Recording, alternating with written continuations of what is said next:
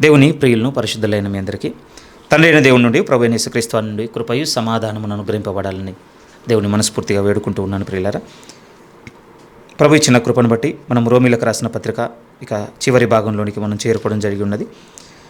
మనం గతించిన వారంలో 2 వారాల సమయం తీసుకొని 14వ అధ్యాయంలో ఉన్నటువంటి సారాంశమును మనం గుర్తెరగడానికి ప్రయత్నం చేసి ఉన్నాం. ఈ 14వ అధ్యాయం అంతా మనకు నేర్పించినటువంటి విషయపు యొక్క అవగాహన ఏమిటి అంటే ఎలాంటి విషయాలను బట్టి కూడా సంఘంగా ఉన్న మనము విభేదములతోనూ అభిప్రాయ లోపాలతోనూ విడిపోకూడదు, ఒక్కటిగా ఉండాలన్నటువంటి విషయాన్ని చాలా లోతుగా రాస్తున్నట్టుగా మనం గుర్తెరగడానికి ప్రయత్నం చేసాం. ప్రియమైన వాళ్ళారు, ఈరోజు 15వ అధ్యాయంలో కూడా మనం చూడబోతున్న సందర్భము ఒకంత దాని ముగింపుగానే మనకు కనపడుతుంది. అధ్యాయంలో విడగొట్టారు కనుక సంబంధం లేదనుకుంటున్నాం, కానీ వాస్తవానికి సరిగ్గా ఈ అధ్యాయం కనుక 14 విడగొట్టగలిగితే దీని ముగింపు ఎక్కడ రావాలంటే 15వ అధ్యాయం 7వ వాక్యం వరకు తీసుకెళ్లాలండి. అక్కడి వరకు ఉంది సారాంశం.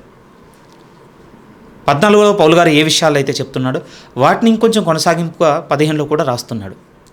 వాటితో పాటు ఇంకొన్ని బలమైన లేఖనములు రాసి అందులో ఆయన చూపించబోతున్న సంగతులు ఏమిటి అంటే, ఈ సంగతుల యందు మిమ్మల్ని మీరు కట్టుకున్న యెడల మీకు విస్తారముగా దేవుని యొక్క పరిపూర్ణమైన నిరీక్షణ మీకు అనుగ్రహింపబడుతుందని ఆయన ఆ సారాంశమును సంపూర్తి చేయడం జరుగుతుందండి అక్కడ. అంతేకాదు ఇంకొంచెం ముందుకు తీసుకొని వెళ్ళి జాతిపరమైనటువంటి విభేదములు 14లో మనం చూసినప్పుడు ఒక విధంగా మతపరమైన విభేదములు కలిగాయి కదా. తినాలి, తినొద్దు, ఈ దినాన్ని పాటించాలి, ఈ దినాన్ని పాటించొద్దు, లేకపోతే ఈ దినాన్ని ఆరాధించుకోవాలి, ఈ దినాన్ని ఆరాధించుకోవద్దు, అట్లాంటివి పండుగలు, కాలాలు, దినాలు, ఉత్సవాలు ఉన్నాయి కదా. వీటిని 14లో మనం చూసాం. ఒక విధంగా మతపరమైనటువంటి డిస్టర్బెన్సెస్ కనపడ్డాయి, తారతమ్యాలు కనపడ్డాయి. 15వ అధ్యాయంలోకి వచ్చేసరికి మళ్ళీ అన్యులు యూదులు అన్నటువంటి మళ్ళీ సంభాషణను తీసుకొని జాతిపరమైనటువంటి తారతమ్యాలను కూడా పౌలు గారు నివృత్తి చేస్తున్నట్టుగా పరిశుద్ధాత్మలో మనం చూడగలుగుతాం 15వ అధ్యాయంలో.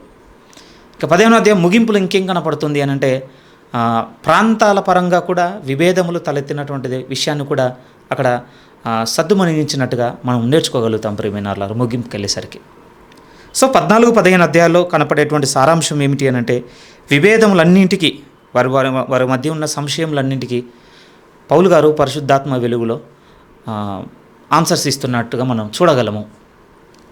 ఈ మాటలు రాస్తున్నప్పుడు పౌలు గారి ప్రధానమైన ఉద్దేశం ఇండివిజువల్గా ఎవరికి రాయాలనుకోలేదండి. ఈయనకి ఇది వ్యక్తిగతం, ఈయనకి ఇది వ్యక్తిగతం.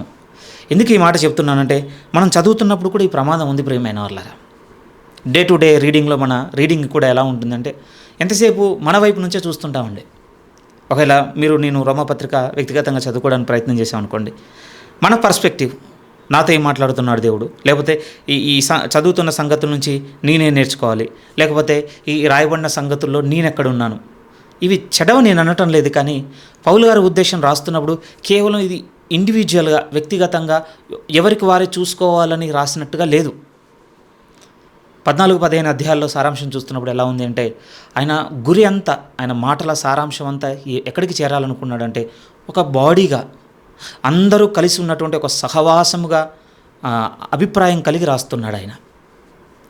అందుకోసం ఏ కారణం చేత కూడా, మీరు ఏ కారణంనైనా, నువ్వు విశ్వాసంలో బలవంతునిగా ఉన్నావా, నువ్వు విశ్వాస విషయంలో బలహీనుడిగా ఉన్నావా, ఏ కారణం చేత కూడా మీ మధ్య వివాదములు ఉండకూడదు, మీరు వేరుగా ఉండకూడదు, విడిపోవాలన్నటువంటి తలంపు మీరు తెచ్చుకోకూడదు.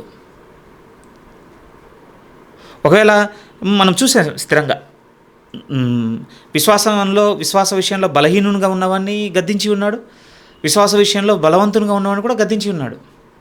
ఇంకా ఎవరికి ఎక్కువ రెస్పాన్సిబిలిటీ ఇచ్చి ఉన్నాడంటే, నువ్వు విశ్వాస విషయంలో బలవంతుని కదా, అయితే నీదే ఇంకా మరింత బాధ్యత, నువ్వే ఇంకా ఎక్కువ చేర్చుకోవాలి, నువ్వే ప్రేమ కలిగి చూసుకోవాలి అతన్ని.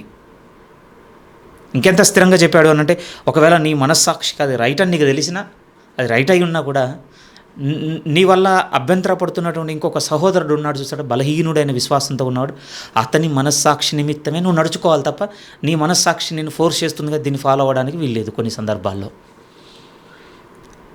అలానే బిబ్లికల్గా ఎడబాటుకు అస్సలు చోటు లేదంటే, మళ్ళీ అదే పరిశుద్ధాత్మ దేవుడు కొన్ని సందర్భాలు చెప్తున్నప్పుడు కొన్ని సందర్భాలలో విడిపోమని చెప్పినవి కూడా కనపడుతుంటాయండి. ఇది మరీ ఇంట్రెస్టింగ్గా ఉంటుంది.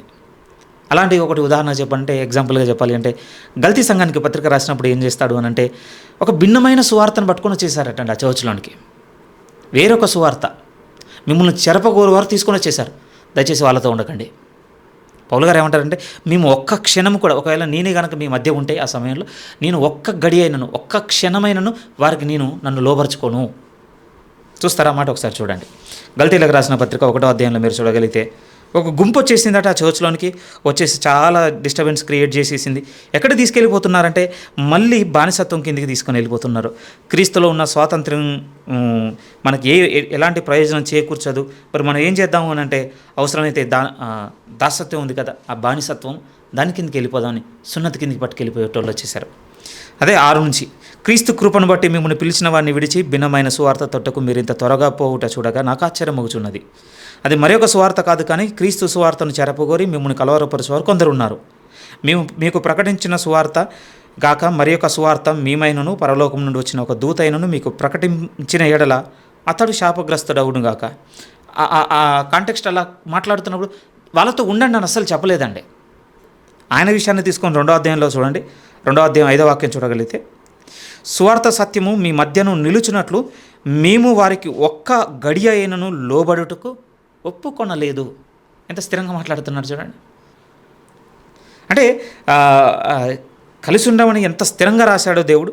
కొన్ని సందర్భాలను ఎత్తుకొని మాట్లాడినప్పుడు వాళ్ళతో మీరు కలిసి ఉండడం కంటే మీకు ఏది క్షేమం అంటే అటు వారిని విడిచి ముందుకు సాగుటే మీకు క్షేమం అని చెప్పిన విషయాలు కూడా ఉన్నాయి.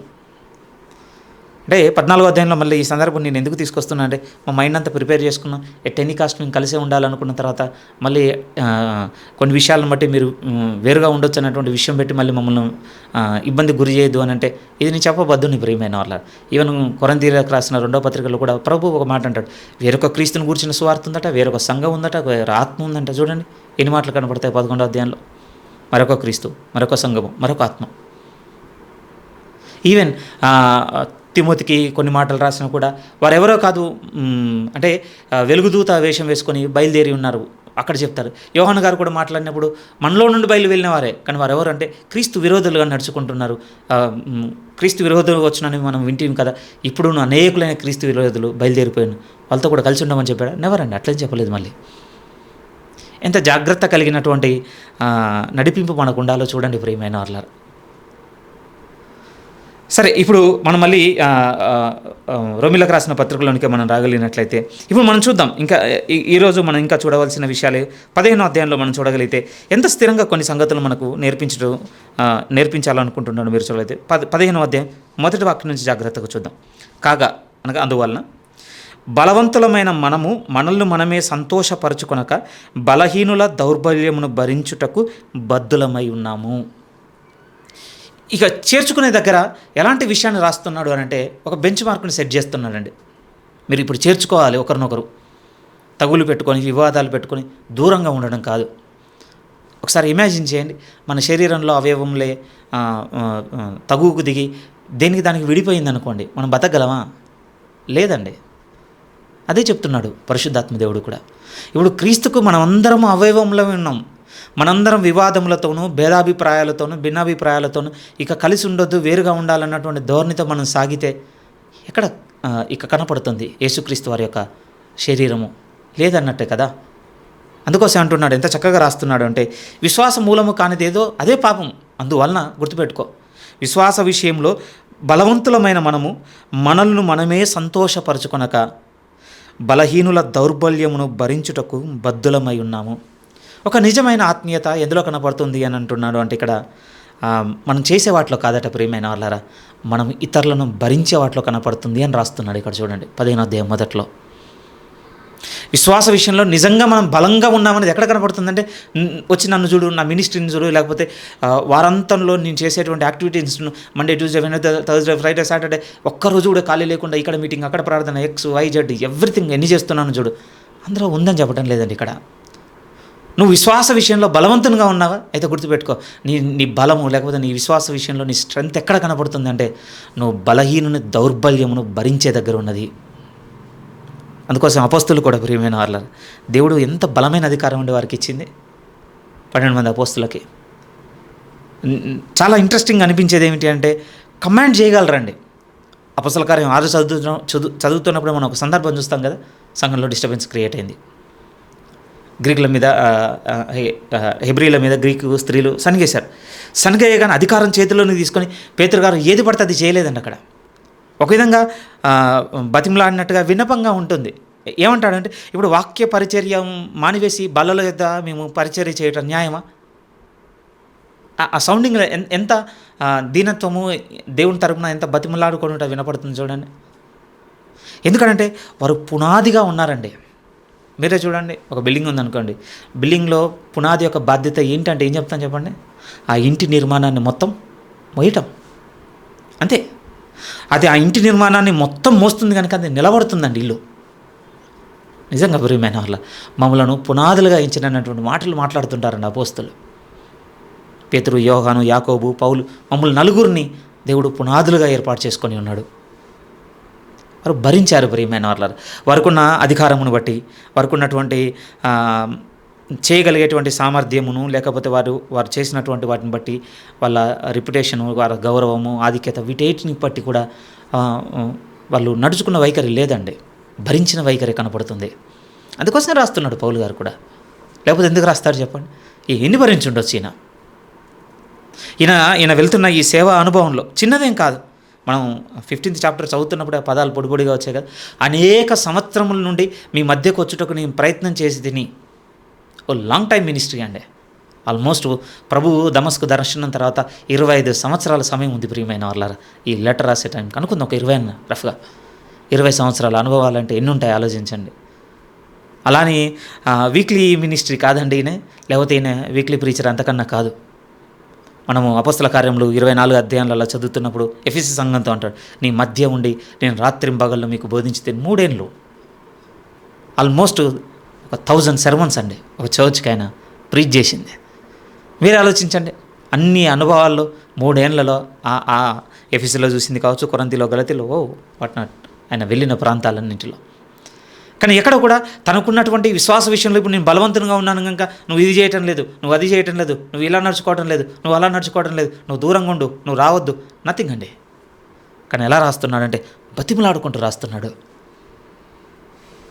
ఎందుకు ఈ మాటలన్నీ నేను మాట్లాడుతున్నానంటే, ప్రభువులో సంవత్సరాలు పెరుగుతున్న కొద్దీ మన వైఖరి ఎలా ఉంది ప్రియమైన వాళ్ళారా? మన వైఖరి ఇప్పుడు ఎలా ఉంది? విశ్వాస విషయంలో బలహీనుడుగా ఉన్నటువంటి సహోదరుని యొక్క దౌర్బల్యమును భరించే దగ్గర మీ చోటు నా చోటు ఎక్కడుంది? అసలు భరిస్తున్నామా లేకపోతే బాధ పెడుతున్నామా? వారి సమయం వచ్చినప్పుడు ప్రభువు వారి కృపా విశ్వాస పరిమాణాల క్రమములను విస్తరింపజేసినప్పుడు వారు కూడా మన వలె విశ్వాస విషయంలో బలవంతులు అవుతారండి ఖచ్చితంగా. వారి సమయం రావాలి కదా. మనకేమన్నా ఓవర్ నైట్ అయిపోయిందా చెప్పండి? మనకు కూడా సమయం తీసుకుంది. ఇంకా చెప్పాలి అంటే మన విషయంలో ప్రభువు చాలా అనుకూలత కలిగి ఉన్నాడు. చాలా పరిస్థితులను కూడా మనకు అనుకూలంగా మార్చి ఉన్నాడు. వెసులుబాటు ఎక్కువ ఇచ్చి ఉండొచ్చు. వేరే పనులు, కుటుంబ సంఘర్షణలు, అనారోగ్యపరమైనటువంటి స్థితిగతుల మధ్య మనల్ని ఇరికించకుండా చాలా తేలికపాటి జీవితాన్ని చేసి ఆయనతో వేగంగా నడుచుకున్నట్టు కావాల్సినటువంటి అనుకూలమైనటువంటి పరిస్థితులను ఏర్పాటు చేసి ఉండొచ్చు. త్వరగా మనం ప్రభు విషయంలో బలవంతమై ఉండొచ్చు.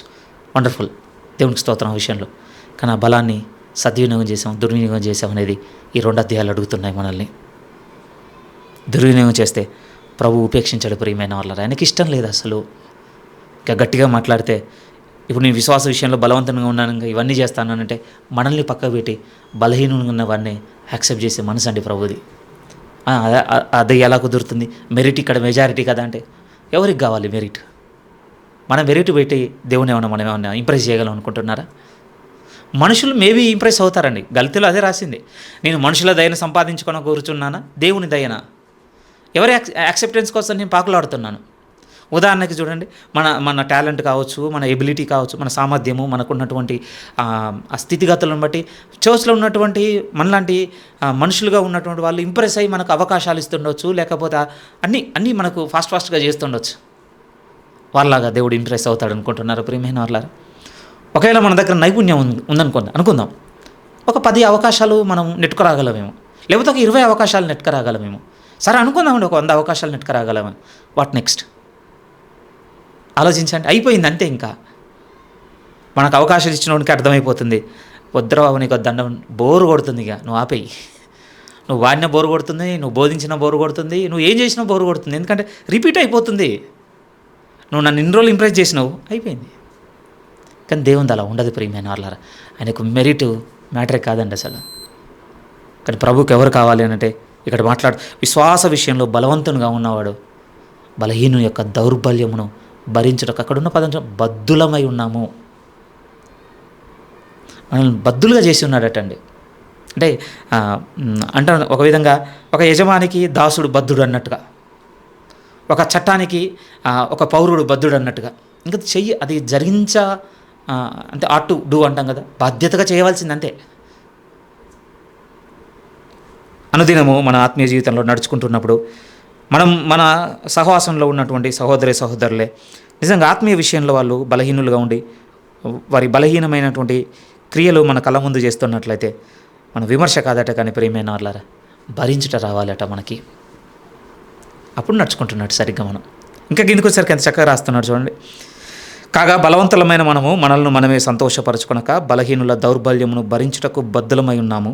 తన పొరుగువానికి క్షేమాభివృద్ధి కలుగునట్లు మనలో ప్రతి వాడును మేలైన దాని యందు వాడు సంతోషపరచుకోవడం కాదట, ఆ బలహీనుడైన ఆ దౌర్బల్యం కలిగినటువంటి సహోదరుని సంతోషపరచవలను. అది చేయాలంటే ఫస్ట్ మనలో ఏది బ్రేక్ అవ్వాలంటే సెల్ఫిష్నెస్ అనేది బ్రేక్ అయిపోవాలి ప్రియమైన వాళ్ళారా. నాకు నేను అనే స్వార్థమైనటువంటి ఒక సెల్ఫ్ ప్రయారిటీస్ ఉంటాయి కదా, అది చేస్తేనే ఇది చేయగలమంటే. చర్చ్లోనికి రాగానే చర్చ్ ఇన్ ద సెన్స్ ప్రభు యొక్క సమాజం ఒక దగ్గర కూడుకోగానే వెంటనే మన సెల్ఫ్ ప్రయారిటీస్ వెతుక్కోవడం ఉంటుంది చూసారా, అది చచ్చిపోవాలటండి. అంతే, ఇంకొక దారే లేదు, ఇంకొక దారి లేనే లేదు ప్రియమే. ముందు అతను పలకరిస్తాడా, నేను పలకరిస్తానా, ఉంది కదండి.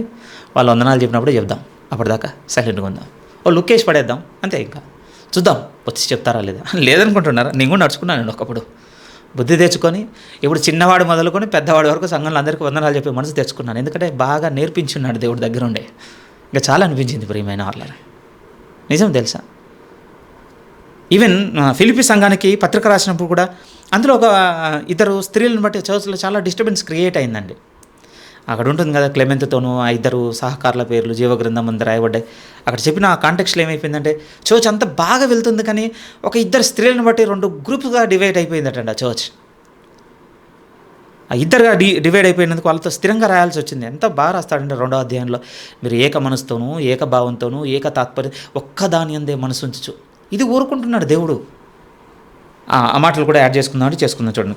ఫిలిప్పీలకు రాసిన పత్రిక 2వ అధ్యాయంలోనికి మీరు వస్తే చాలా స్థిరంగా మనం చూడగలుగుతాం. అక్కడ మొదటి నుంచి క్రీస్తునందు ఏ హెచ్చరిక అయినను, ప్రేమ వలన ఆదరణ అయినను, ఆత్మయందు ఏ సహవాసమైనను, దయారసమైనను, వాత్సల్యమైనను ఉన్న ఎడల మీరు ఏక మనస్కులగునట్లుగా ఏక ప్రేమ కలిగి ఏక భావం గలవారుగా ఉండి ఒక్కదాని అందే మనసు ఉంచుచు నా సంతోషమును సంపూర్ణం చేయండి.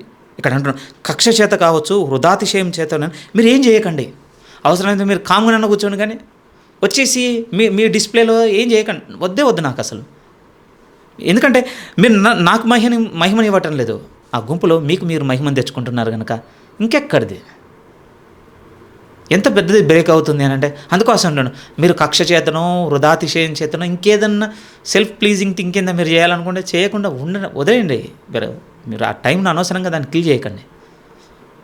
మీరు అక్కడికి రాకపోయినా పర్వాలేదు, ఆ మాటలు అవి కనపడుతున్నాయి కదా. ఎందుకనంటే కింద స్పష్టంగా చెప్తున్న మాటలు అంటే ఏమీ చేయక 3లో వినయమైన మనసు గలవారై ఒకరినొకడు తనకంటే యోగ్యుడని ఎంచుచు మీలో ప్రతి వాడును తన సొంత కార్యములను మాత్రమే కాక ఇతరుల కార్యములను కూడా చూడవలెను. ఆల్మోస్ట్ రోమా 15లో ఉన్నది రిపీట్ అవుతున్నట్టుగా కనపడుతుంది చూడండి. కన్సర్న్ అంటాం కదా ప్రియమైన వారి మనసుతో మన మనసు ఏకీభవించి ఉండగలిగేటువంటి తాత్పర్యం మనకు ఉండాల్సిందే. ఎందుకో వారు అలా బలహీనంగా ఉన్నారు. వారి చోట ఉంటే నేను కూడా అలానే నడుచుకుంటాను. అతనికి దోహదపడిన పరిస్థితులు ఏంటో, ఆమె ఆ విధంగా బలహీనపడుటకు ఆమె ఎదుర్కొంటున్న పరిస్థితులు ఏంటో మనకు తెలియవండి.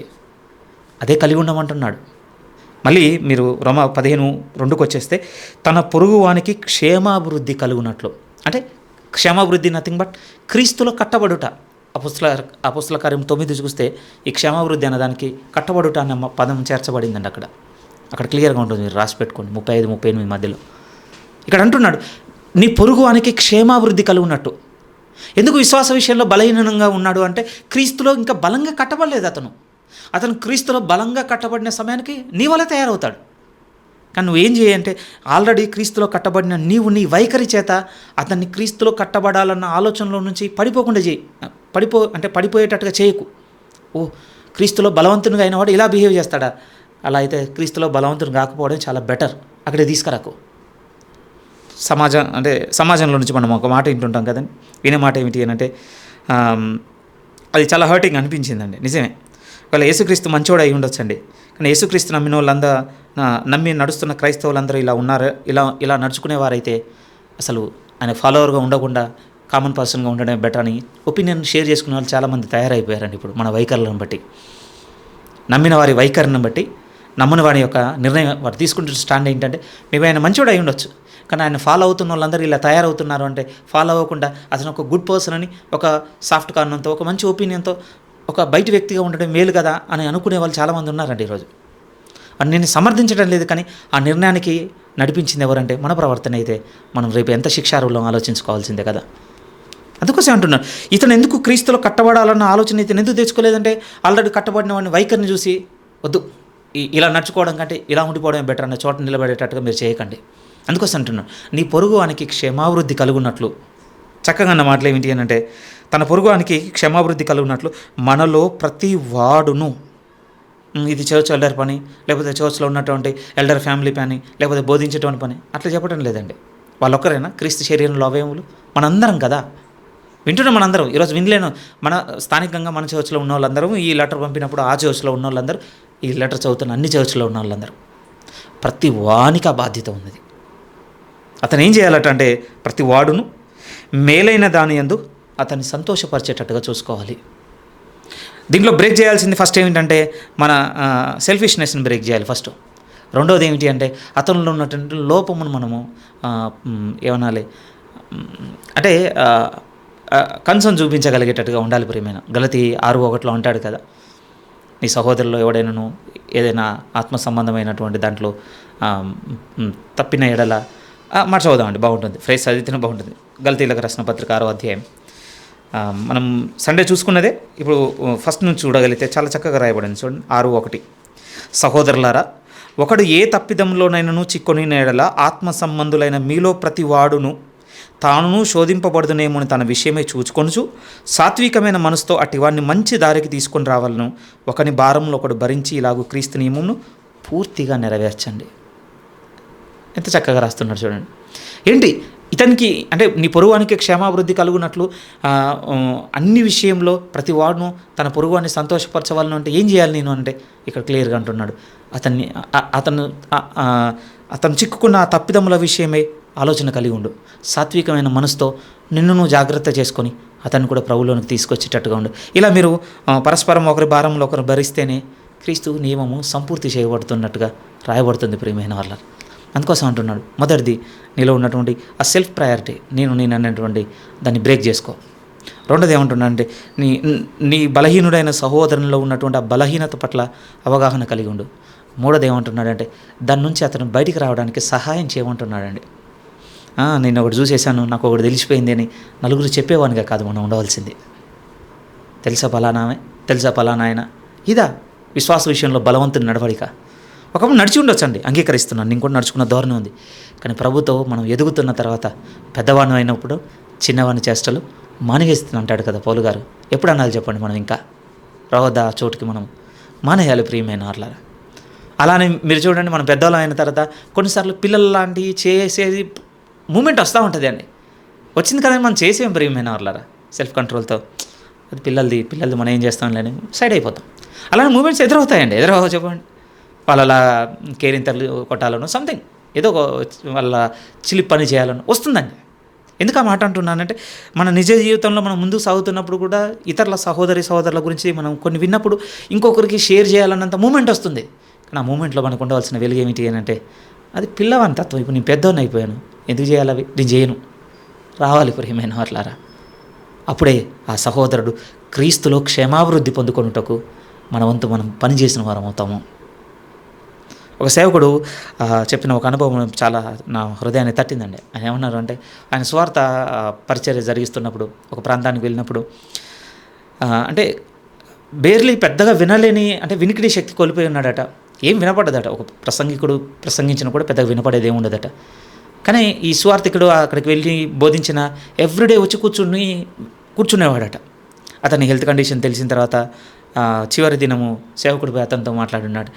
మీ ఆరోగ్య పరిస్థితి ఇది కదా, మీరు ఏమి వినలేరు, ఇక్కడ ఏం జరుగుతుందో మీకు తెలియదు, మరి ఎందుకంటే ఎవ్రీడే అందరికంటే ముందొచ్చి అయిపోయేంత వరకు ఈ ప్రభు సన్నిధిలో మీరు సమయం గడిపి ఏం గ్రహించకుండానే ఎందుకు వచ్చి వెళ్ళిపోతున్నారని అడిగినప్పుడు అతను చెప్పింది చాలా ఆశ్చర్యం. ఆయన జీవితకాలం నేను గుర్తుపెట్టుకున్నాను. నిజంగా అది నేను విన్నప్పుడు నేను కూడా గుర్తుపెట్టుకోవాలనుకున్నాను. ఆ వైకల్యం కలిగినటువంటి ఆ సహోదరుడు చెప్పిన మాట ఏమిటంటే, నేనేం గ్రహించలేకపోవచ్చు, కానీ ఈ స్థితిలో నేను దేవుని ఆరాధిస్తున్న నా ఈ స్థితిని చూసి నన్ను బట్టి ఇంకొకరు దేవుని ఆరాధించడం మొదలు పెట్టాలన్న ఆ ఒక్క ఆలోచనతోనే నా జీవితంలో ఈ పరిచర్యలు నేను సాగుతున్నాను అన్నాడట ఆయన. నిజంగా చాలా ఇన్స్పైరింగ్ అనిపించిందంటే, నిజమే కదా, నేను ఎందుకు వెళ్తున్నాను దేవుని ఆరాధించటకు, నన్ను బట్టి ఇంకొక సహోదరు కూడా ప్రభువుని ఏ పరిస్థితుల్లోనే ఆరాధించాలన్నటువంటి నిరీక్షణ కలుగుటకే సాగుతున్నానా, లేకపోతే ఆ నిరీక్షణలో ఉన్నవాడిని చెడగొట్టుటకు సాగుతున్నానా? కొరందీలో అంటాడు కదా, మీరు కూడి వచ్చుట ఎక్కువ మెలుగు కాక కీడికి అని కూడా ఒక సందర్భం ఏర్పడిందండి చర్చ్లోనే. 11వ అధ్యాయంలో మీరు చూడని తర్వాత ఉంటుంది, ప్రభు వాళ్ళను గురించిన సందర్భంలో గొడవలు అవుతున్నాయి. అప్పుడు అన్నమాట ఏమిటంటే, అయ్యో మిమ్మల్ని సంతోషపడాలన్నా, మీరు కూడి వచ్చుట చూడగా మేలు కంటే కీడే అవుతుంది, మీరు రాకపోతే బెటర్ కదా. నిజం ఆలోచించండి, ఎంత దుఃఖకరమైన వాతావరణం. అందుకోసం అంటున్నాడు, నీ పొరుగువానికి క్షేమాభివృద్ధి కలుగునట్లు ప్రతివాడు, మీలో ఉన్న ప్రతివాడు అన్ని విషయంలో ఆ సహోదరునికి మేలైన దాన్ని చేసేటట్టుగా మనం నడుచుకోవాలన్నటువంటి పిలుపునిస్తున్నాడు ప్రియమైన వాళ్ళ. మళ్ళీ 2:3లోనికి వెళ్తాను. తన పొరుగువానికి క్షేమాభివృద్ధి కలుగునట్లు మనలో ప్రతి వాడును మేలైన దాని యందు అతన్ని సంతోషపరచవలను. ఇలా వెళ్తున్నప్పుడు ఎంత ఎక్స్టెండ్కి వెళ్ళాలన్నప్పుడు ప్రభు ఒక రిఫరెన్స్ను గుర్తు చేస్తున్నాడు. కిందనే అంటున్నాడు, క్రీస్తు కూడా తన్ను తాను సంతోషపరచుకొనలేదు, కానీ ఆ తర్వాత ఉన్న మాట 69 కీర్తన నుంచి తీసుకొని, నిన్ను నిందించు వారి నిందలు నా మీద పడినని వ్రాయబడి ఉన్నట్లు ఆయనకు సంభవించెను. చాలా ఇంట్రెస్టింగ్గా రాయబడి ఉన్నదండి. ఎన్ని నిందలు ఆయన తన మీదకి తీసుకున్నాడట అంటే, ఒక విధంగా నిన్ను నిందించు వారి నిందలు నా మీద పడెను. ఈరోజు సమాజంలో ఉన్న ప్రతి వ్యక్తి వారి ఇరుకులోనూ ఇబ్బందులోనూ వారు అనుకున్నవి నెరవేరినప్పుడు, జరగొద్దు అనుకున్నవన్నీ జరిగినప్పుడు మొదటగా మనం ఎవరి మీద నింద వేస్తామంటే దేవుని మీదనే ప్రియమైన వాళ్ళు. కానీ ఇక్కడ ప్రభు అంటున్న మాట ఏంటంటే, ఆ నిందలన్నీ నా మీద పడ్డాయి. మీరు చెప్పండి, ఇన్ని నిందలు భరించాలి అని అంటే ఎంతగా ఉండాలి ఆయనలో భరించే శక్తి, ఓర్పు. ఇక్కడ వాస్తవానికండి ఒక్క సహోదరుని కాదు, మనమన్నా మనకు కీడు చేసినాడు, మనం వానికి కీడు చేసిన, ఈ రెండింటి మధ్యన కొట్టుకుంటుంది. ఎంత మన పరిధి ఎంత? ఇప్పుడు గట్టిగా మాట్లాడితే 60. ఒకవేళ ఇదే సంఘంలో ఆయుష్ పెరిగి ఇంకో 20 సంవత్సరాలు 30 సంవత్సరాలు సంఘం సాగితే మా అంటే ఇంకో 100-150 జాయిన్ అవుతారు అనుకుందాం. ఎంత తిప్పి కొట్టినా 1000 లోపే కదా. సమస్త మనుషుల నిందలన్నీ మన మీదకి వచ్చేసి భరించాల్సి వస్తుందని అనేదేం కాదు కదా మన స్టోరీ. మాట్లాడుతున్నప్పుడు తేలికగానే ఉండొచ్చు ప్రియమైన వాళ్ళరా, కానీ రేపు నిజ జీవితంలో కూడా ప్రభుత్వం మనం నడిస్తే అన్నింటినీ తేలిక చేయగలడు ఆయన. నిజం అండి. ఏ మనసు మనకు ఉండాలి అని అంటే, విశ్వాస విషయంలో బలవంతునిగా ఉన్న నేను బలహీనుడైన సహోదరుని యొక్క దౌర్బల్యము నేను భరిస్తాను. అతని లోపమును, అతని అవగాహన రాహిత్యము, లేకపోతే విశ్వాసంలో ఉన్నటువంటి బలహీనతతో అతను కొన్ని చేయలేకపోతున్నటువంటి అతని బలహీనతని భరిస్తానన్నటువంటి మనసు మనకుంటే మనం సహించేవారుగా నిలబెట్టగలడంటే, దానికి ఆయన చూపెడుతున్నటువంటి రిఫరెన్స్ కూడా ఏంటంటే, ప్రభువు కూడా తన్ను తాను సంతోషపరచుకొనలేదు, తనలో ఉన్నటువంటి సెల్ఫిష్నెస్ను వదిలేసానని గుర్తు చేస్తున్నాడు ప్రియమైన వాళ్ళారా. నిజమే కదా.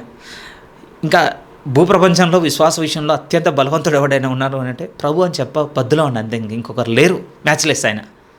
జస్ట్ ఒకసారి మనం సువార్తలు చదివితే ఎలా కనపడుతుంటాయి ప్రియమైన. ఎంత ఇగ్నోరెన్స్ అండి. ఒకవైపు అమాయకత్వం, ఇంకోవైపు మూర్ఖత్వం, ఇంకోవైపు అవగాహన రాహిత్యం, ఎన్ని కనపడుతుంటాయి తెలుసా శిష్యుల్లో. కళ్ళ ముందు ఒకటి జరుగుతుందండి, దీన్ని గ్రహించారని ప్రభు అనుకుంటాడు, కానీ ఆశ్చర్యకరంగా స్టాండ్ వేరే తీసుకొని రొట్టెల గురించి కొంచెం డిస్కస్ చేసుకుంటారు. లేకపోతే ప్రభు ఇంకోవైపు సీరియస్ విషయం చెప్పగానే ఇంకోవైపు మనలో ఎవడు గొప్ప అంటావు, మరి ఇప్పుడు వెళ్ళిపోతున్నాడు కదా, ఎవరు తీసుకుందాం ప్లేస్. నిజంగా ఆ ఇన్స్టెంట్లో ప్రభు వాళ్ళని భరించింది చూసినప్పుడు అదే రాస్తున్నాడు. ఆయన తన్ను తాను సంతోషపరచుకొనలేదు, కానీ నేను నిందించిన వారి నిందలు నా మీద పడును అని వ్రాయబడి ఉన్నట్లు ఆయనకు సంభవించెను. అప్పుడు వెంటనే 4 అంటున్నమాట. ఇప్పుడు జాగ్రత్తగా చూడగలిగితే, ఏలైనగా ఓర్పు వలన లేఖనం వలన ఆదరణ వలన మనకు నిరీక్షణ కలుగుటకే పూర్వమందు వ్రాయబడి ఉన్న అన్నీ మనకు బోధ కలుగు నిమిత్తం కూడా రాయబడ్డాయి. ఏంటి ఇక్కడ మనకు కలగాల్సిన బోధ? మనకు కలగాల్సిన బోధ ఏంటి? భరించాలన్నటువంటి మనసు తెచ్చుకున్నటండి. దాని కొరకు దేవుడు మనకు సమకూర్చినటువంటి సమాచారం కూడా ఎంత అంటున్నాడు అని అంటే, అప్పటికి న్యూ టెస్ట్మెంట్ ఏం రాయవలేదండి. ఈ లెటర్ రాసే టైంకి ఏమైనా రాయబడింది అనుకుంటారు? మొత్తం 27 బుక్స్ వచ్చాయని నథింగ్ అండి. అందులో ఒకటికి ఆ టైంకి వెళ్ళింది అంతే. ఇంకా అన్ని ఒక దగ్గరికి వచ్చి అది నూతన నిబంధనగా ప్రింట్ అయ్యి ఒక దగ్గరికి వచ్చింది ఏం కాదు. మరి అప్పుడు పూర్వం ఉన్న లేఖనాలు ఏంటి? ధర్మశాస్త్రం అంతే. నిజంగా ధర్మశాస్త్రం చదువుతున్నప్పుడు ఎలా ఉంటుందండి? అసలు కంప్లీట్ కాంట్రాస్ట్ అండి. పౌలు గారు రాసిన మాటలకి మనం ధర్మశాస్త్రం చదువుతున్నప్పుడు మనం గ్రహించేవాడికి కంప్లీట్ విభేదము. మనం చదువుతున్నాం అనుకోండి, ఎలా ఉంటుందో తెలుసా? అంత యుద్ధాలు, దేవుడు వాళ్ళని అంటే ఓర్వనివి, శిక్షించినవి, శాపములు వారికి తెచ్చినవి మన కనపడేటువంటి సైడ్. కానీ పౌలు గారు కనపడుతున్న సైడ్ ఏంటో తెలుసా? ఆయన అంటున్నాడు, ఆ బుక్ చదివితే ధర్మశాస్త్రం అంతా అందులో జరిగిన సందర్భంలో ఒక గొప్ప ఓర్పును, ఒక గొప్ప ఆదరణను కలిగించడానికి రాయబడ్డాయి అంటున్నాడు. స్ట్రేంజ్ కదండి. నేను కూడా ఈ లేఖనం విన్న తర్వాత మళ్ళీ నా మనసు మార్చుకున్నాను. ఇప్పుడు ఈ పర్స్పెక్టివ్లో నేను చదవాలి, ఇప్పుడు నేర్చుకోవాలి. ఎందుకంటే మళ్ళీ రాయబడింది. మళ్ళీ 4 చదువుతాను చూడండి. ఏలైనగా ఓర్పు వలన లేఖనం వలన ఆదరణ వలన మనకు నిరీక్షణ కలుగుటకై పూర్వమందు రాయబడి ఉన్నవన్నీ మనకు బోధ కలుగు నిమిత్తము రాయబడి ఉన్నవి. ఆ సందర్భాలన్నీ మనకేమిస్తున్నాయి అని అంటే, నిశ్చయంగా అంగీకరించగలిగితే విశ్వాస విషయంలో బలవంతుడు ఎలా నడుచుకోవాలో చెప్పబడుతున్నాయండి. అవన్నీ మనం ఏ వైపు నుంచి చూస్తున్నామో తెలియదు. ప్రేమ్ మనకు మోషే ఒకటి నేర్పిస్తుండొచ్చు, అబ్రహాం ఒకటి నేర్పిస్తుండొచ్చు, ఏలియా ఒకటి నేర్పిస్తుండొచ్చు, యెహోషువ ఒక్కొక్కటి వారు నేర్పించేదంతా ఏంటంటే, నిజంగా ఒక గొప్ప నిరీక్షణ మనకు ప్రభువులో ఎలా ఏర్పడుతుందో వారు నేర్పించడానికి రాయబడ్డారట. కానీ అది ఎలా వస్తుంది అన్నాడంటే, ఊరికే అనలేదండి. ఓర్పు వాళ్ళను లేఖనంలో ఉన్నటువంటి ఆదరణ ఈ రెండు కలిస్తేనే ఒక విధంగా ఓర్పు ఒకవైపు, విశ్వాసం కూడా ఇంకొక వైపు కనపడుతుందండి. అబ్రహాము కూడా దేవుడు ప్రామిస్ చేశాడు ప్రియమైన వాళ్ళారా. కానీ రాత్రికి రాత్రి ఇచ్చాడు అనుకుంటున్నారా? ఆయన విశ్వాసానికి ఎంత ఓర్పు తోడు కావాల్సి వచ్చిందంటే 25 సంవత్సరాల ఓర్పు తోడు కావాల్సి వచ్చిందండి ఆయనకి.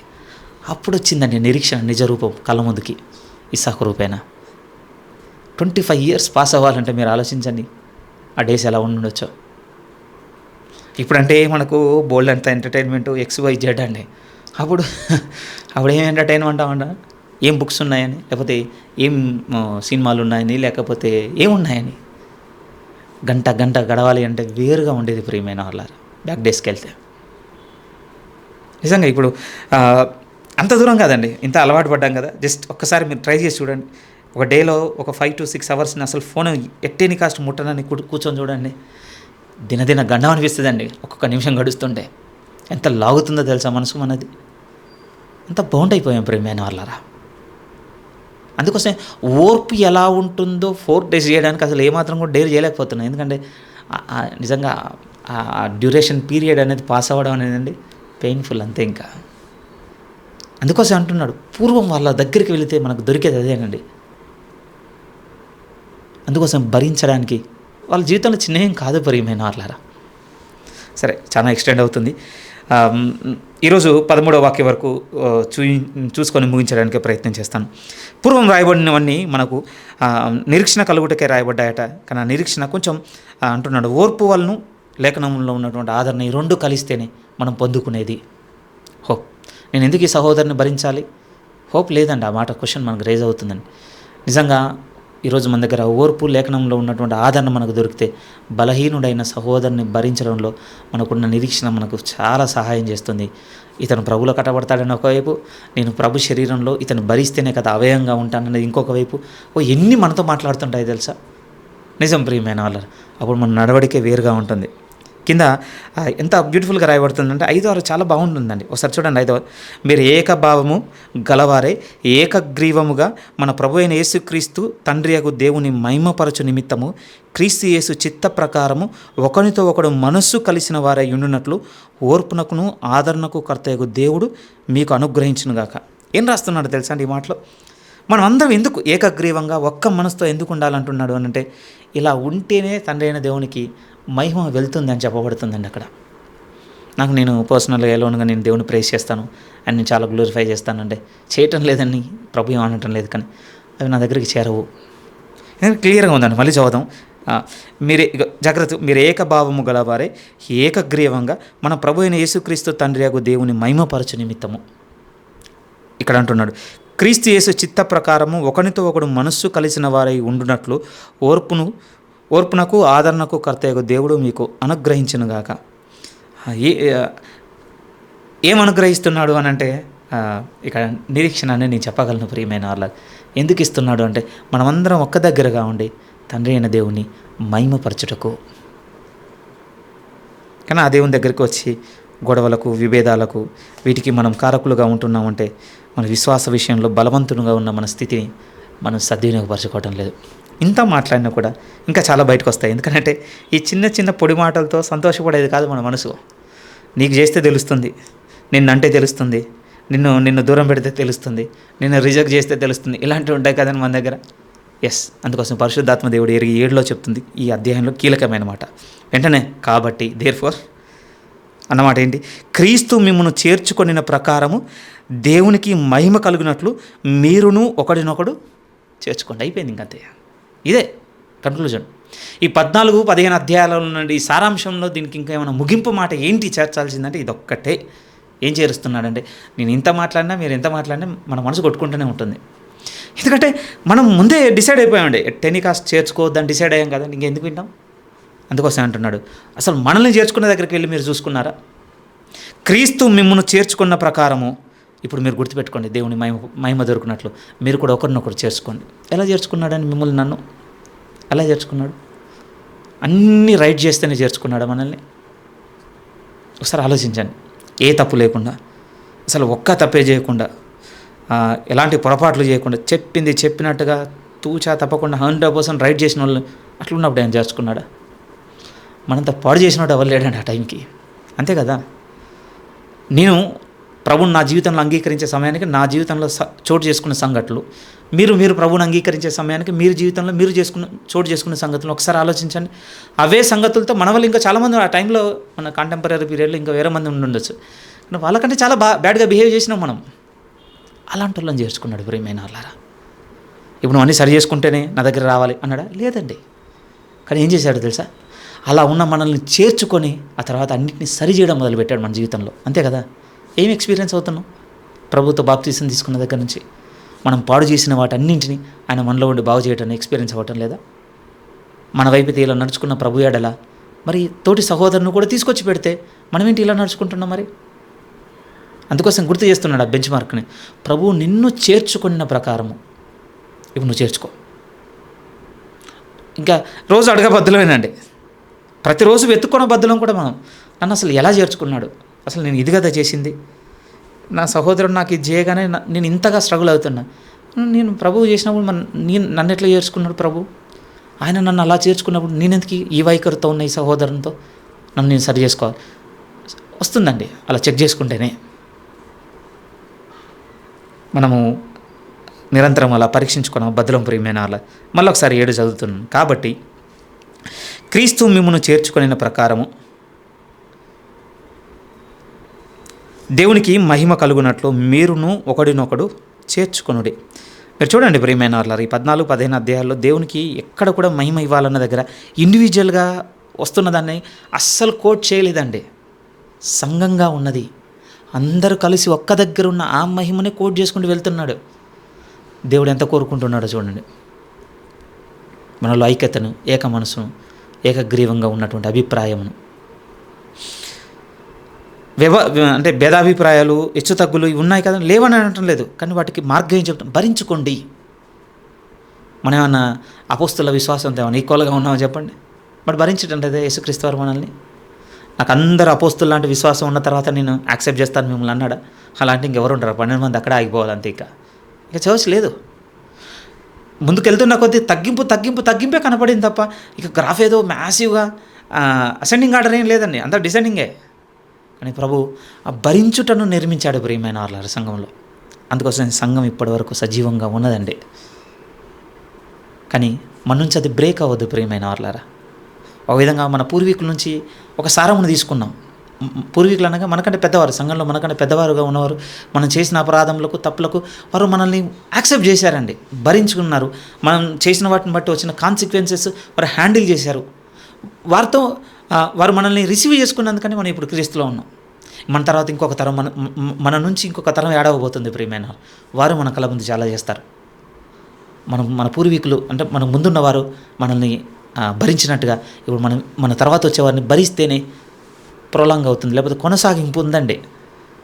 నేనేం కోరుకుంటున్నాను లేకపోతే ఈ మాట ఇక్కడ మెడిటేట్ చేసినప్పుడు నాకు దొరికిన మాట ఏమిటంటే, నా తర్వాత నేను పొందుకున్న ఆ శాప్ కంటిన్యూ అవ్వాలి తప్ప బ్రేక్ అవ్వద్దని అనుకున్నానండి. కొన్ని బలంగా కూడా ఉండొచ్చు, కొన్ని గాయపరిచేటి ఉండొచ్చు, కొన్ని మనల్ని జనంలో అంటే సంఘంలో మనల్ని చాలా అవహేళనలకు గురి చేసేటి కూడా కొన్ని ఉండొచ్చేమో. కానీ ఏవైనా సరే నేను భరించబద్ధుడను, అంతే. ఇంకా నాకు ఉండవలసిన గురి నేను భరించబద్ధుడను, అది ఏదైనా కావచ్చు. ఎందుకంత అంటున్నానంటే క్రీస్తు నన్ను భరించున్న ప్రకారం, నన్ను చేర్చుకున్న ప్రకారం నా కళ్ళ ముందున్న ఇంకొక బలహీనుడైన సహోదరుడు తన వీక్ ఫెయిత్తో తప్పులు చేసి ఉన్నాడు. దాని కాన్సిక్వెన్స్ ఏవేవో పట్టుకొచ్చారు, బట్ నేను యాక్సెప్ట్ చేయబద్దుని. ఒక విధంగా ఈ 7వ వాక్యం వరకు దేన్ని డీల్ చేసి ఉన్నాడంటే పౌలు గారు మతపరమైనటువంటి విశ్వాస సంబంధమైనవి, స్పిరిచువల్ డిస్క్రిమినేషన్స్ లేకపోతే తారతమ్యాలు, విభేదాలు, వీటన్నిటిని డీల్ చేశాడు. కన్క్లూజన్, బ్యూటిఫుల్ కన్క్లూజన్ ఏంటంటే ఒక్కటి బెంచ్ మార్క్, ప్రభు తను సంతోషపరచుకోలేదు. రెండో బెంచ్ మార్క్ ఏంటంటే ప్రభువు నిన్ను చేర్చుకున్న ప్రకారం నువ్వు నీ సహోదరుని చేర్చుకున్న బద్దును, అంతే. ఇంకా అక్కడ వద్దనుకుంటే ఇక్కడ వదిలే, అక్కడ కావాలనుకుంటే ఇక్కడ తీసుకో, అంతే, అయిపోయిందండి. ఇప్పుడు సెకండ్ ఫేజ్ దీంట్లో ఏం రాస్తున్నాడు అని అంటే, ఇప్పుడు మన ఇంట్రడక్షనే చూస్తాం, ఎందుకంటే ఆ తర్వాత చాలా విషయాలు మాట్లాడుకోవాలి కనుక వచ్చే వారం కోసం రిజర్వ్ చేసుకుంటున్నాను. ఆ తర్వాత 8 నుంచి 13 వాక్యం వరకు ఏం రాస్తున్నాడు అని అంటే, అన్యజనులను యాక్సెప్ట్ చేసే దగ్గర ఎందుకో యూదులు అంత సముఖంగా ఉండలేకపోయారని. ఎందుకంటే వాళ్ళలో ఉన్నటువంటి స్పీడ్ గ్రోత్, లేట్గా వచ్చారు, బట్ ఒక మాట అంటుండగా చాలా ముందుకు వెళ్ళిపోయేసరికి డైజెస్ట్ చేసుకోలేకపోయారు. మళ్ళీ వెనక్కి వెళ్ళిపోయి చాలా డౌట్లు అన్నమాట. అసలు వీళ్ళని ఎలవ్ చేసేది ఉందా అసలు? ఎందుకంటే అన్యునిగా పుట్టడం అనేది ఇశ్రాయేళ్లకు ఒక విధంగా అంటే అదొక అంటరాని కార్యమే. అంటుంది కదా సమరయ స్త్రీ, మీరు మాతో సాంగత్యం చేయరు కదా. ఎంత పెద్ద మాట అండి అది. మనుషులు ఒక విధంగా ఈరోజు అన్టచబిలిటీ అని ఒక పెద్ద మాట మాట్లాడుకుంటాం కదా, అంటరాంతనము, అవి వింటున్నప్పుడు ఏంది అసలు మనుషులుగా పుట్టుకొని వీరు ఇది ముట్టొద్దు అది ముట్టొద్దు, అసలు ఏం సమాజంలో బతికిన మనం పూర్వీకులు అని మనం మాట్లాడుకుంటాం కదా. మన భారతీయ సమాజంలో ఉన్నదండి, యూద సమాజంలో కూడా ఎంత ఉంది అని అంటే, అన్యుడు అంటే అయిపోయిందండి, అంతేనండి. ఇంక బెస్ట్ ఎగ్జాంపుల్ కావాలంటే సురఫేనిక స్త్రీ వచ్చినప్పుడు ప్రభు ఒక మాట అంటాడు, ప్రియమైన వాళ్ళ పిల్లల వద్ద ఉన్నది తీసి కుక్క పిల్లలకు పెట్టట యుక్తము కాదు. లిటరల్ అట్లా చూసేటోళ్ళటండి ఆ టైంలో. అప్పుడు మనకేమనుంటుంది అని అంటే, మరి ప్రభు కూడా అవును అనేసాడు కదా. మనం ప్రభు వైపు నుంచి చూస్తున్నాం, రేపు ప్రభుని కలిస్తే అడుగుదాం ప్రియమైన వాళ్ళని. నేను శాసనం చేసి ప్రభు మాట మీద నేను కామెంట్ చేయను, కానీ రెండో వైపు నుంచి చూస్తే ఆ స్త్రీలో ఉన్న దీనత్వము తన బిడ్డను రక్షించిందండి, అంతే. ఇంకా అవును ప్రభు, ఆమె ఆర్గ్యుమెంట్ ఏం చేయలేదండి. అట్లా అంటావు, అంత పెద్ద మాట అంటావు, నేను ఒప్పుకో అట్లా లేదు ప్రియమైన వాళ్ళు. ఆమె అడిగిన మాట ఏంటంటే, నిజముగా మేము కుక్క పిల్లలు, ఆమె అడిగిన మాట చిన్న రొట్టె తునక ఆ బల్లల యొద్ద నుండి పడిన చిన్న వాటితో ఆ కుక్క పిల్లలు సంతృప్తి పొందును కదా. ప్రభు యాక్సెప్ట్ చేసేసారు ప్రియమైన వాళ్ళ రావని. ఎందుకు ఆ మాట తీసుకొస్తానంటే, యూదా సమాజంలో ఉన్నటువంటి చూపును మీ కళ్ళ ముందు పెడుతున్నాను. అన్యుడు అంటే ఎలాంటి చూపు ఉండే, ఇప్పుడు దాని గురించి రాస్తున్నాడు, జాగ్రత్తగా చూడండి. నేను చెప్పినదేమనగా, పితరులకు చేయబడిన వాగ్దాన విషయంలో దేవుడు సత్యవంతుడని స్థాపించుటకును, అన్యజనులు ఆయన కనికరమును గూర్చిన దేవుని మహిమపరచుటకును క్రీస్తు సున్నతి గలవారికి పరిచారకుడాయను.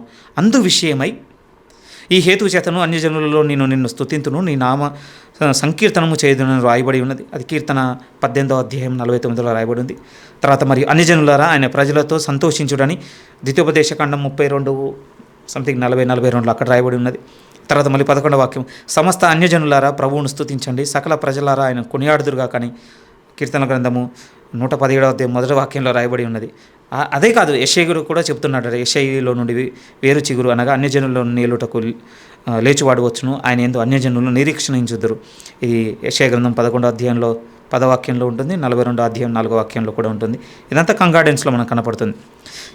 ఈ కుప్పగా కుమ్మరించిన మాటలు నిజంగా పౌలు గారు చాలా సులువు అయిపోయిందండి. ఎందుకంటే ధర్మశాస్త్రాన్ని చాలా ఫాలో అయ్యేటోళ్ళు వాళ్ళు జెన్యున్గా ధర్మశాస్త్రంలో నుండి అన్ని పిక్ చేసుకొని రాస్తున్నాడు, అంతే కదా.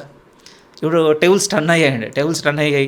ఇప్పుడు ఎంత ప్రాబ్లం అయిందంటే, ఇప్పుడు మనందరం అంటే అన్యుల్లో నుండి మారిన మనందరం ఇప్పుడు ఇజ్రాయెల్లో ఉన్నటువంటి యూదులను ఒప్పించడం చాలా కష్టమైపోయింది. ఇప్పుడు ఎంత కష్టమైపోయింది అని అంటే, అన్యజనులందరినీ దేవుడు తీసుకుంటున్నాడని ధర్మశాస్త్రంలో ఎత్తి రాయడానికి ఇంత ఆనవాళ్ళు ఉంది. కానీ ఇప్పుడు ఆ యేసుక్రీస్తే మీకు మెస్సే అని ఇప్పుడు మనం ఇశ్రాయేల్లో చెప్పడం ఎంత కష్టమో తెలుసా? ఎంత విచిత్రం చూడండి, ఎంత మారిపోయే పరిస్థితులు. ఈరోజు అంత కష్టమైపోయిందండి. పౌలు గారు ఆ టైంలో కూడా దాన్ని ఎదుర్కొన్నంత మాత్రాన ఆన్సర్ చేయలేదని కాదు. ఇవన్నీ లేఖనములు ఎత్తి మాట్లాడుతూ పదములు అద్భుతంగా అన్నమాట. మీరు పరిశుద్ధాత్మ శక్తి పొంది విస్తారముగా నిరీక్షణ గలవారగుటకు నిరీక్షణకర్తయగు దేవుడు విశ్వాసం ద్వారా సమస్త ఆనందంతోనూ సమాధానంతోనూ మిమ్మును నింపునుగాక. ఏం అనుకూలు చేస్తున్నాడు అని అంటే, ఒకరినొకరు అంగీకరించుకోండి కోరుకున్నాడు. ఈవెన్ కొర్నేలు దగ్గరికి పోయే ముందు కూడా పేతురు గారి దర్శనం అదే కదా ప్రియమైన వాళ్ళరా. ఎంత డిఫెండ్ చేశాడో తెలుసండి పేతురు గారు. ప్రభు, అపవిత్రమైన వాటిని నేను ముట్టను కదా. ప్రభు ఒకే మాట అన్నాడు ప్రియమైన వాళ్ళరా, నేను పవిత్రపరిచిన వాటిని నిషిద్ధమయించడానికి ఇక వీలు లేదంతే. వెంటనే వెళ్ళగానే కొర్నేలుతో పేతురు గారు మాట్లాడినటువంటి గాస్పెల్ ఏంటో తెలుసా? ఈ వీక్లో నా లేటెస్ట్ సెర్మన్ ఏంటో అదేం కాదండి. పోవడం ఆ దర్శనం ఎత్తి మాట్లాడతాడండి. నాకు బాగుగా గుర్తు చేసి ఉన్నాడు దేవుడు.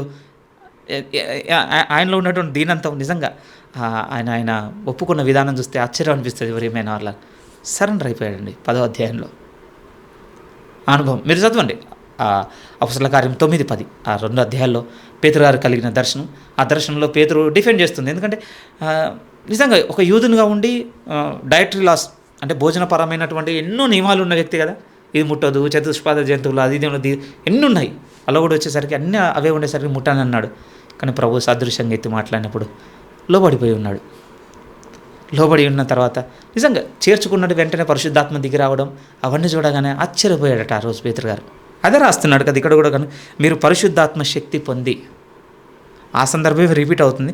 నెక్స్ట్ వీక్ కొంచెం డీటెయిల్గా చూడడానికి ప్రయత్నించేద్దాం. మీరు పరిశుద్ధాత్మ శక్తి పొంది విస్తారముగా నిరీక్షణ గలవారగుటకు నిరీక్షణకర్తయగు దేవుడు విశ్వాసము ద్వారా సమస్త ఆనందంతోనూ సమాధానంతోనూ మిమ్మును నింపును గాక. ఎప్పుడంటే మీరు ఏకముగా ఉన్నప్పుడు. ఈ ఒక విధంగా ఈ జాతిపరమైనటువంటి గొడవలతో దూరంగా ఉండకండి. ఎందుకంటే ఈరోజు చర్చిలలో కూడా ఉన్నాయట కదా.